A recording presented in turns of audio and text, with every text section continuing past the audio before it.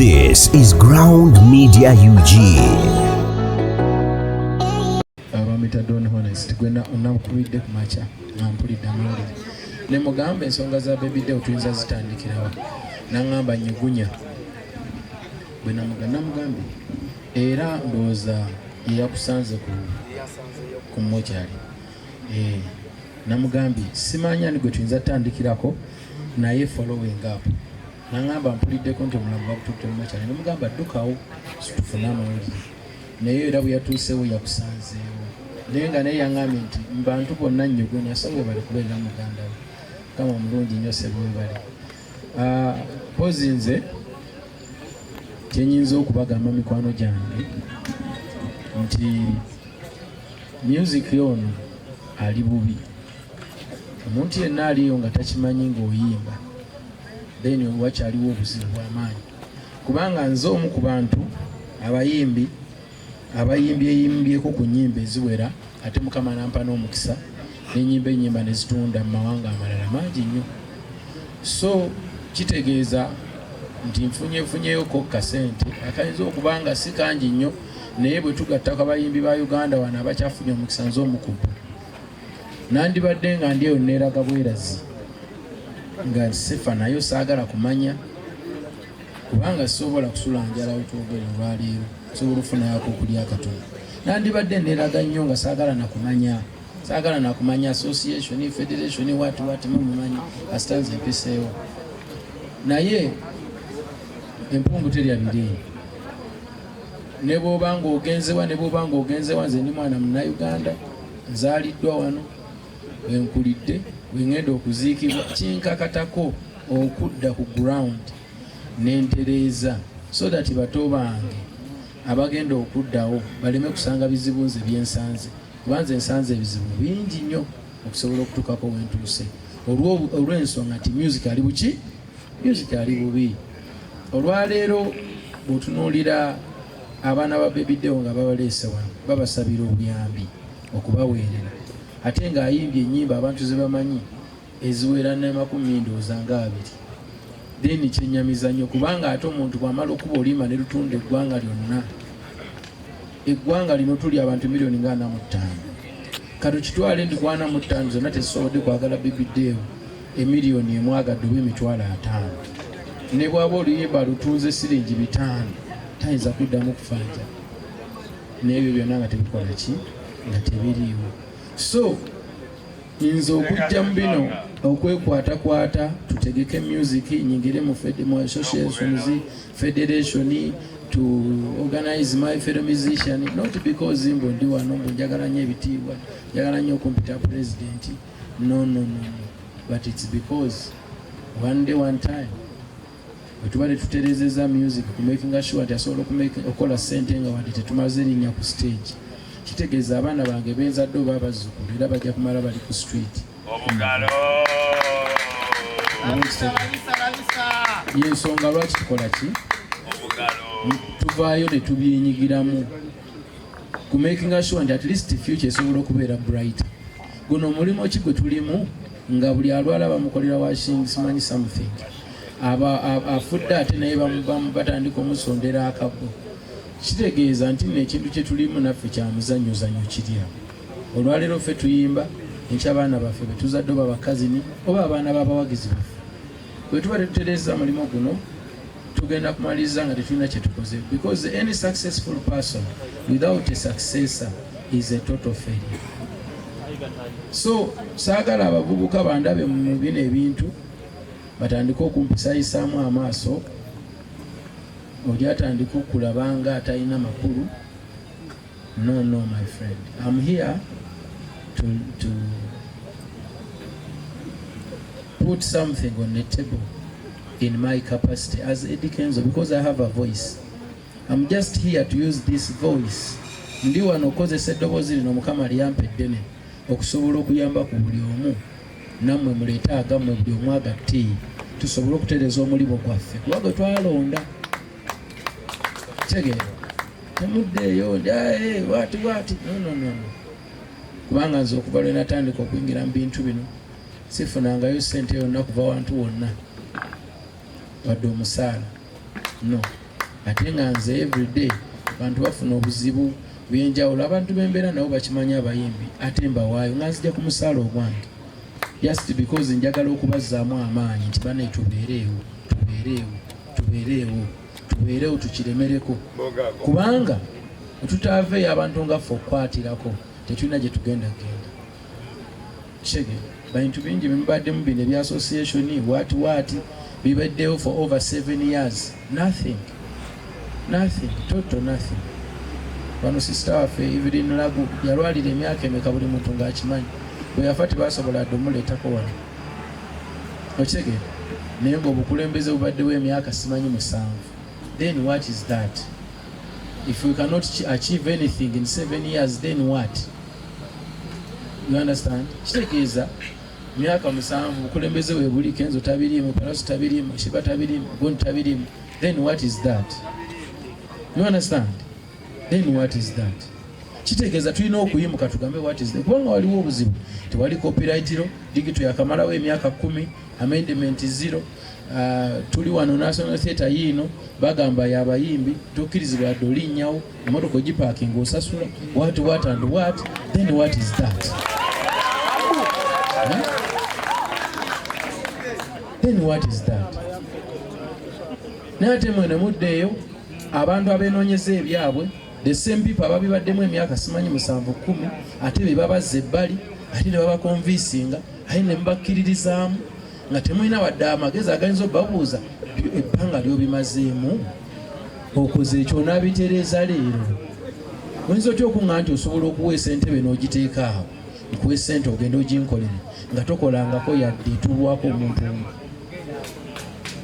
Tosobola kola kyotamanyi.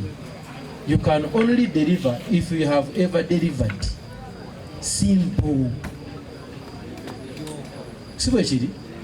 So tetuli wano simanyi kujankana, simanyi kwawukana, simanyi kola ki. No. You can only discover some leaders when there is a problem. Kati nze bino nandi bibadde mu president. Kati bompita president nenfuna ki? Webale nnyo.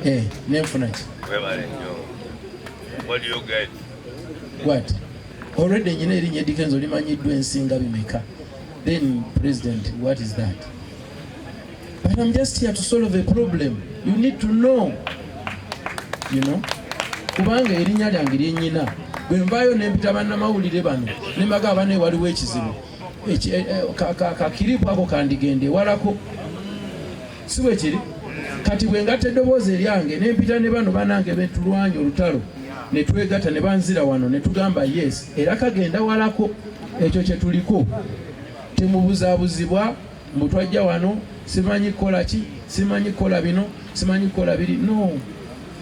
Like for example lwaleero Baby Deo ono mumulaba ali wano ku National Theatre bannamawulire nammwe mutudde bulungi tewali.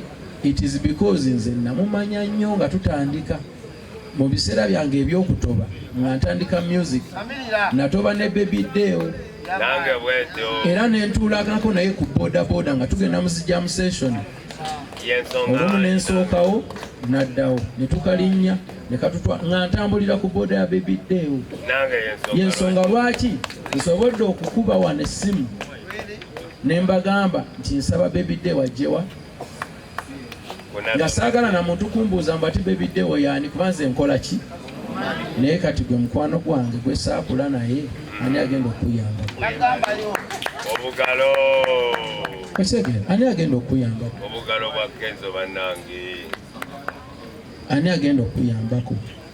Kitegeeza engeri gy'oyinza okweyamba olwaleero kwe kutegeera ekituufu nti amazima gali nti ebintu ebbanga lyonna bibadde si bitereevu nga music mufu music kiwowongole twasigaza ka stage koka woolina okulya kakati ka stage ako nako revenue ne bakayingira musima otuula wano wa revenue wano osasula kesi simanyi council simanyi this simanyi nema simanyi ani ate nosasula ne kati that is simanyi triple something taxation siwe kiri ebyo byonna tunaabitiriza tutya ng'onadde eno abo bayaaye bino byagera bati simanyi kibiina kino simanyi kibiina kino bino si bya bibiina bino byakutereeza mulimo guno muve mu bintu ebyo muve mu bintu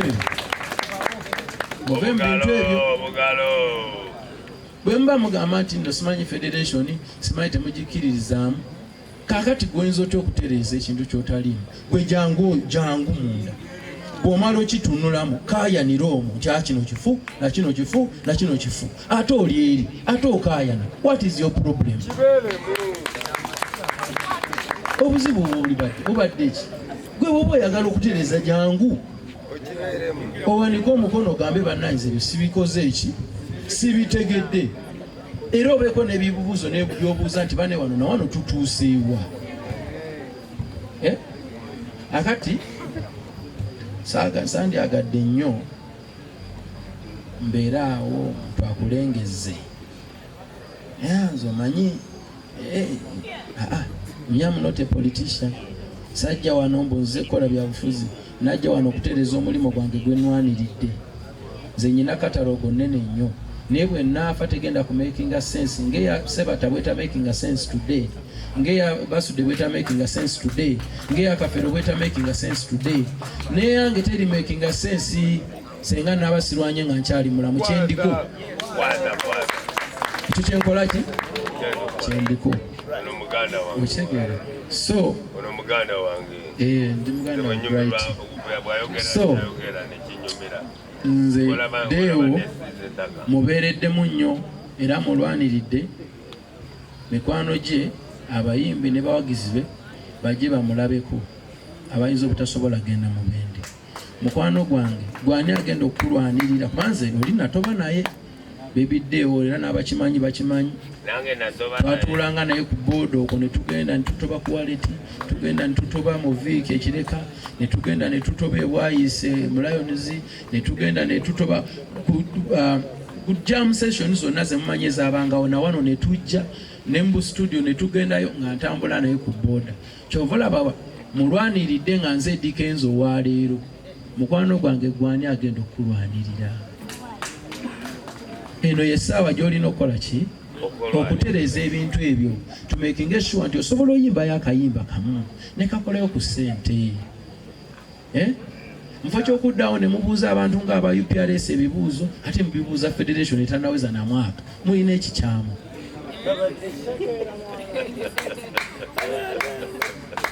Muli oke bana sijja genda nnyo wala nazo wano kumbagira muganda wange Baby Deo naye oluggi lwa federation association ezikkiriziganya naffe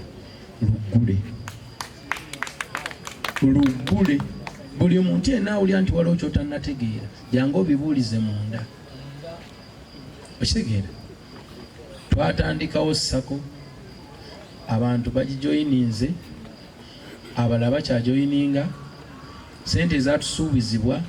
I think by next week okusinziira ku follow up gyendiko twandiba bayinza otuwaayoko kaba kyakasooka togenda kuzifunako nga toli mu sako kubaza sako muleme kuddeyo ne mulowooza mbwe woowe bino si bya nduulu bino bya ddala bya mazima bya kuyamba industry bya kuyamba abo abaagala okukola ki okuyambibwa si bya bakaayanyi.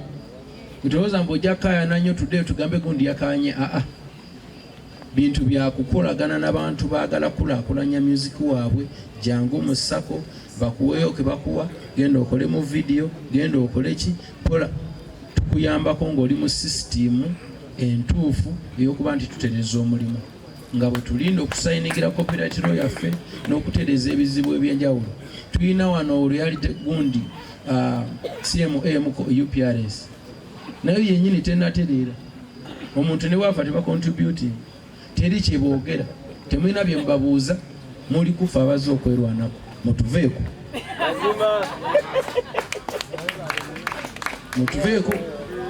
otherwise temunaana kulaba true colors zaffe. Tubiddwa emyaka n'emyaka nze sifunangako yadde 10 okuva mu UPRS. Telekozi ziri zikozesa music waffe tezituwangako yadde 10. Nze nange kennyini nze Eddy Kenzo we basifunako ogenda kuzifuna otya?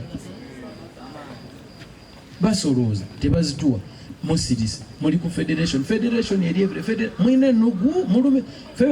What is your problem?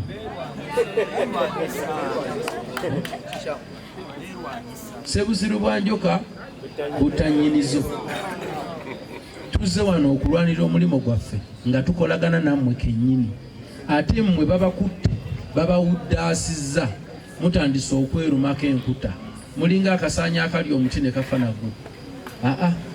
Bantu bange muzuukuke tutambule. Okitegeera ebyo nno mbyogera olw'omulenzi azze n'ayimirirawo ntudde wali awoza nze sikukiriza, tonzikirizamu nakukola ki? Olina kyomanja wampola nakunyagako nkumanyi. What is your problem? Because owulira mu mawulire. Sooka ojja otuule mu meeting, leeta ekiteeso, jangu okole ripooti nti ku lunaku bwe lutwateesa kino tekyakolwa bino. Naye ebintu ebyo mubiveeko bantu bange, tuli baavu. Mujje tusooke tufune sente. Twagala ki? Twagala sente. Temuddamu ebintu bya kyavu. Twagala sente. Tosobola kulwana lutawo lw'otamanyi. Jangu munda, jangu, the door is open. It is for musicians. It is Uganda National Musicians Federation. Twin association twogerera nga 25. Twayita ne mu sub-regions ne tutuuka Uganda yonna nga twagala n'omuntu we wansi ayimba culture music we waabwe nga wano mu Buganda bwe tuyimba engoma eŋŋanda naye abeere beneficiary. Twatuuka mpaka ku kyalo, kati obuzibu buliwa. Jangu tukolagane tutwalemu music mu maaso, jangu tukole system kino ekifo kireme kubeera ky'abayimbi banene bokka. Nga nawe Mukama gwayambe n'oyimba ennyimba zo 5 ezitunda, ojjeko wano kuba ofunye abawagizi bakulabeko. Naye oyinza otya okuŋŋamba nti Baby Deo takolifayinga kuba wano ku ddiiru ki muganda wange? Ayimbye ebyalo n'ebala, ayimba ennyimba ezitambudde mawanga gonna, bamuyise buyisa mu kolido bwe bati bo gundi yafa bamuziika, naye nga Baby Deo ani atamumanyi? N'abalala bangi abali wano abalina amanya naye ng'okimanyi muze sikolifayinga kubeera wali. Lwaki? Because ebintu si biki, si bitereevu. Antiru nga tulina federation yaffe, tulina association zaffe, no gavana egundi alimu obuzibu kubayo ku simu ku federation. Federation kuba ku theater. Okakana ebintu bijja kuba bikola ki? Omuntu atakkirizibwa kulemberwa kitegeeza nawe toli mukulembeze. Osobola kulembera senga oba okkiriza okola ki? Okulemberwa. Mukkirize tutereze music nga tuyita mu Bwasseruganda, nga tuyita mu bumu, nga tuyita mu kwekkiririzaamu. Ensobi mujje tuzitereze, tutereze omulimu gwaffe, y'ensonga lwaki tuli wano.